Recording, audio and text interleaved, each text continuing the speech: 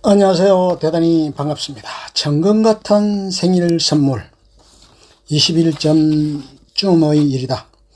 오후 4시쯤에 집에서 채비를 해서 출발했다. 아내의 6번째 생일이었다. 아들 내외와의 저녁 약속이 있었다. 남양주시 강변북로에 있는 한강이 바라다 보이는 시 한정식에서 오후 5시 30분에 만나기로 했다. 일요일이어서 그나마 교통경치는 주말보다 나은 편이었다. 원효대교를 지나 강변북로로 접어들었다. 강변북로로 접어드는 곳부터가 정체구간이었다. 그곳까지 가는 동안에도 중간중간에 정체구간이 있었지만 그런대로 약속 시간보다 10분 전쯤에 도착이 되었다. 주차장에 차를 주차해 두고 한강에서 지난 해를 보며 기념 촬영을 했다. 저녁놀이 붉게 물들어 있었다. 아내가 정한 장소였기에 아내는 몇 번 와본 곳이었는데 나는 처음이었다. 본관과 별관이 있었고 야외에서 식사를 할 수 있는 공간도 있었지만 날씨가 차가운 관계로 야외 손님은 별로 없을 듯 했다. 위드 코로나 시기였고 사회적 거리두기도 어느 정도 완화된 시기여서 상당히 손님이 많은 상황이었다. 아들이 예약을 한 곳은 본관이었고 바로 좌석을 배정받을 수 있었다. 좌석을 확인하고 화장실에 다녀오던 길에 아들 내외와 마주했다. 아들이 생일 케이크를 들고 왔다. 거의 두어 달 만의 해우였다. 코트를 벗어두고 좌석에 자정했다. 본격적인 회합에 들어갔다. 사방에 빈자석이 없을 정도로 초만한 상태였다. 식사를 주문하고 얘기를 나눴다. 아들은 최근에 머리를 올린 모양이었다. 포천 CCS였고 백여타를 기록했던 모양이었다. 하늘에서는 기적적으로 파를 기록하기도 했던 듯했다. 요즘 직장일이 바빠 야근을 하고 있는 상황이라고도 했다. 먼저 주문한 음식이 나왔다. 먼저 나온 것은 물김치, 샐러드, 죽은 호박죽이었다. 샐러드에는 자몽이 들어있었다. 다음으로 궁중잡채도 간이 세지 않고 적절했다. 소고기 찹쌀튀김이 나왔다. 바삭한 소고기 튀김에 겨자 소스가 뿌려져 있었다. 맛이 좋았다. 토마토 해파리 냉채가 나왔다. 물김치는 계속 리필이 가능했다. 잣소스 해산물 무침도 나왔다. 시래기 버섯 들깨탕도 고소하고 맛이 있었다. 뚝배기도 나왔고 사라에 들어서 먹을 수도 있었다. 곧바로 밥이 나왔는데 들깨탕을 아내가 남겨놓았다. 전과 한방 돼지고기 수육도 야들야들 하면서 맛이 고소했다. 다음의 요리가 코다리 조림이었는데 요리로는 마지막 음식이었다.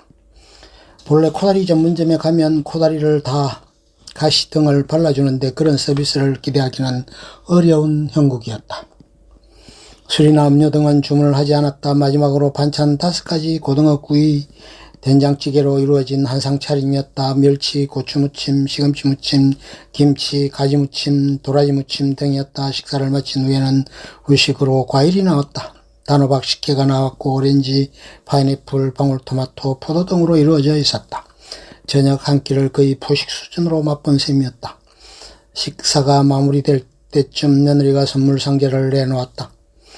호랑이 그림이 그려진 종이 상자였다. 예사롭지 않았다. 뚜껑을 열자 그 속에는 임신 테스트기와 손주의 태중사진이 들어있었다. 오랫동안 기대했고 바랬던 가장 소중한 천금 같은 생일 선물이 소담스럽게 종이상자 속에 담겼다. 아들이 그 순간을 놓치지 않고 동영상을 촬영했다. 옆에 앉았던 나는 거의 기절초풍할 정도로 경이로움과 놀람이 가득한 표정으로 감탄사를 연발했다. 그리고 축하를 했다. 임신 8주라 했다. 감개무량해하고 화들짝 놀라는 모습이 생생하게 동영상에 담겼다. 얼굴색이 붉어질 정도로 감업했다. 임신 8주라 했다. 아들 내외는 지난 9월로 결혼 4주년을 넘긴 상태였기에 무척이나 늦은 셈이었다. 우리 집안의 오랜 염원이 이루어진 것이다. 지난 여름에 우리 내외가 상원사 정밀보공을 찾아서 부처님께 기원을 했었다. 그리고 중추절 명절에는 성모도의 보문사 관세음보살 좌상에 기도원을 드렸다. 아들 내외도 같이 가서 축원을 했다.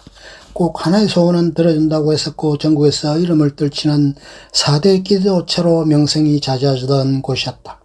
식당에서 나오니 이미 해는 졌고 어둠이 가득했다. 며느리가 아기 태중 동영상과 심장소리를 들려주었다. 강변북로를 따라서 기거하던 길은 그야말로 구름 위를 나는 듯 신나는 질주였고 가슴 가득한 기쁨을 형용하기 어려울 지경이었다. 천금 같은 아내의 생일 선물을 받은 다음 날이었다. 아들에게 며느리의 계좌번호를 카톡으로 보내라고 했다. 그리고 임신 축하금의 금일봉을 보냈다. 그리고 당부를 했다. 축하해 며느님 고맙다. 그동안 여러 가지로 마음고생이 많았는데 손선길을 하게 되어 감사하다. 여러모로 신경 써주고 애쓰신 사돈 네 분에게도 감사 인사 전해주기 바란다. 항상 몸조리 잘하고 건강한 아기를 낳기를 진심으로 기원하며 다시 한번 축하하고 건강에 유의하기 바란다. 이제 드디어 내년 7월이면 우리 애가 실질적인 할아버지와 할머니가 될 것이다. 참으로 오랫동안 기대했고 설렜던 순간이 실현되는 때이다. 이제 천금 같은 아내의 생일 선물을 받은 지 20여일이 지났다. 며느리가 병원에 다녀오면서 담은 초음파 동영상을 보냈다. 손주는 무럭무럭 자라고 있었고 사람의 형상을 하고 있었다. 사지가 보였고 꿈틀거리는 모습이 태동이 느껴질 정도의 상황이었다. 다음 주쯤에는 태아의 기형아 여부도 검사하게 된다고도 했다. 입덧으로 힘들어하는 며느리를 집으로 초대해서 맛있는 것을 먹였다. 제대로 음식을 섭취하지 못하는 기간이다 보니 안타까움이 일었다. 얼마 엄마가 되기가 쉽지 않음을 토로하기도 했고 엄마의 고통과 아픔을 하나씩 체험해 가는 과정이기도 했다. 이제는 엄마로서 제대로 자리매김하고 아이를 위해 인생의 일부분을 헌신하는 것이 필요해 보이기도 하다. 조부모가 아무리 손자 밥으로 아끼고 위한다고 해도 부모만큼은 아닐 것이다. 양육에 일조를 해야 할 것이고 어느 만큼 책임을 분담하는 것도 보통 일이 아닐 것으로 여겨진다. 아무튼 삶에 새로운 활력소로 작용이 되고 있고 새로운 희망의 단체로서 언제까지나 빛나기를 기원해 본다.